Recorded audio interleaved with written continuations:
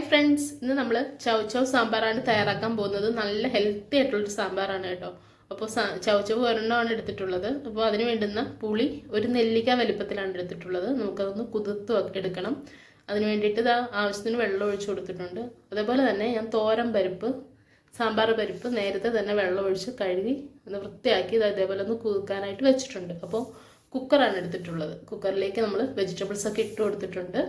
ഇനി നമുക്ക് ആ തോരൻ പരിപ്പ് കൂടി അതിലേക്ക് ആഡ് ചെയ്ത് കൊടുക്കാം. അപ്പോൾ കായപ്പൊടി കൂടി ഇപ്പം തന്നെ ചേർത്തിട്ടാണ് ഞാൻ ഇത് വേവിച്ചെടുക്കുന്നത്.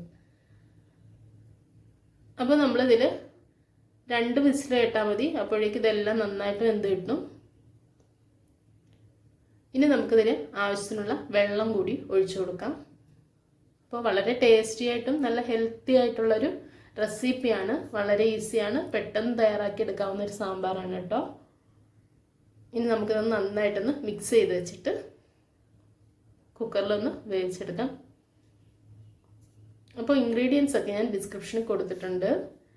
അപ്പോൾ നമ്മുടെ ഇതേപോലെ ഒരു പാൻ എടുത്തിട്ട് അതിൽ ആദ്യം ഞാൻ ഓയിൽ ഒഴിച്ച് കൊടുത്തിട്ടുണ്ടായിരുന്നു. അതിലേക്ക് കടുകും ജീരകവുമാണ് ചേർത്ത് കൊടുത്തിട്ടുള്ളത്. ഇനി നമ്മൾ വറ്റൽമുളക് കൂടി ചേർത്ത് കൊടുത്തിട്ടുണ്ട്. കുറച്ച് കറിവേപ്പില കൂടി ചേർത്ത് അതൊന്ന് നന്നായിട്ടൊന്ന് കടുക് വറുത്തെടുത്തിട്ടുണ്ട്.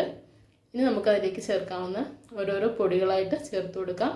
മല്ലിപ്പൊടി ഒരു 2 ടേബിൾ സ്പൂണോളം ചേർത്ത് കൊടുത്തിട്ടുണ്ട്. ഇനി അടുത്തതായിട്ട് ഞാനിവിടെ മഞ്ഞൾപ്പൊടിയാണ് ചേർത്ത് കൊടുക്കുന്നത്. ഇനി നമുക്കതിലേക്ക് മുളക് പൊടിയാണ് ചേർത്ത് കൊടുക്കാൻ പോകുന്നത്. അപ്പോൾ അതിനുശേഷം നമ്മളതിന് വേണ്ടുന്ന ഉലുവാപ്പൊടി കൂടി ചേർത്ത് കൊടുത്തിട്ടുണ്ട്.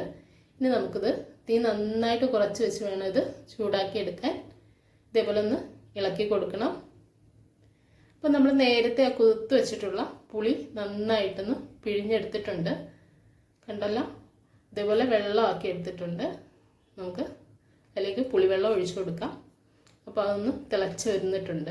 ഇനി നമുക്ക് ആ കുക്കറിൽ വേവിച്ചെടുത്തിട്ടുള്ള കഷ്ണങ്ങളും ആ പരിപ്പും എല്ലാം അതിലേക്ക് ഒഴിച്ചു കൊടുക്കാം.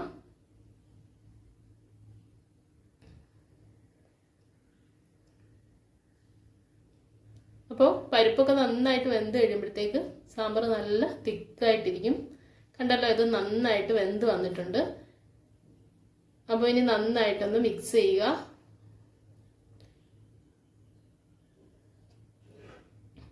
ആവശ്യത്തിന് വെള്ളം കൂടി ഒഴിച്ചു കൊടുത്തിട്ടുണ്ട്. ഇനി നന്നായിട്ട് ഇതൊന്ന് തിളക്കട്ടെ. ഈ സമയത്ത് നമുക്ക് ഉപ്പൊക്കെ നോക്കിയിട്ട് ഉപ്പ് വേണമെങ്കിൽ ചേർത്ത് കൊടുക്കാം.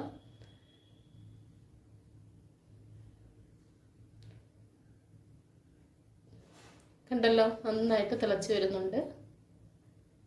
ഏകദേശം നമ്മുടെ സാമ്പാർ റെഡി ആയിട്ടുണ്ട്. ഇതൊന്നുകൂടെ ഒന്ന് തിളച്ചാൽ മതി. അപ്പോൾ നമ്മളിതിൽ ലാസ്റ്റ് ചേർത്ത് കൊടുക്കുന്നത് മല്ലിയിലയാണ്. മല്ലിയിലയും കൂടി ഇട്ട് കൊടുക്കുമ്പോഴത്തേക്ക് നമ്മുടെ സാമ്പാർ നല്ല സൂപ്പർ മണവും നല്ല ടേസ്റ്റും ഒക്കെ ആയിട്ട് വരും. അപ്പോൾ ഇനി ഞാൻ മല്ലിയില ചേർത്ത് കൊടുക്കാൻ പോവാണേ. ചെറുതായിട്ട് കട്ട് ചെയ്തിട്ടുള്ള മല്ലിയില കൂടി അതിലേക്ക് ചേർത്ത് കൊടുത്തിട്ടുണ്ട്. ഇനി നമ്മുടെ സാമ്പാർ ഇരിക്കും തോറും നന്നായിട്ട് കൊഴുത്ത് വരുന്ന സാമ്പാറാണ്. ദോശയുടെ കൂടെ ചോറിൻ്റെ കൂടെയൊക്കെ കഴിക്കാവുന്ന നല്ല കിടിലം സാമ്പാറാണ്. എല്ലാവരും ട്രൈ ചെയ്ത് നോക്കുക. ഇനി വീട്ടിൽ ചൗ ചൗ ആകുമ്പോൾ ഇങ്ങനെ ഒന്ന് ട്രൈ ചെയ്ത് നോക്കണം. അപ്പോൾ എല്ലാവർക്കും വീഡിയോ ഇഷ്ടമായെന്ന് കരുതുന്നു.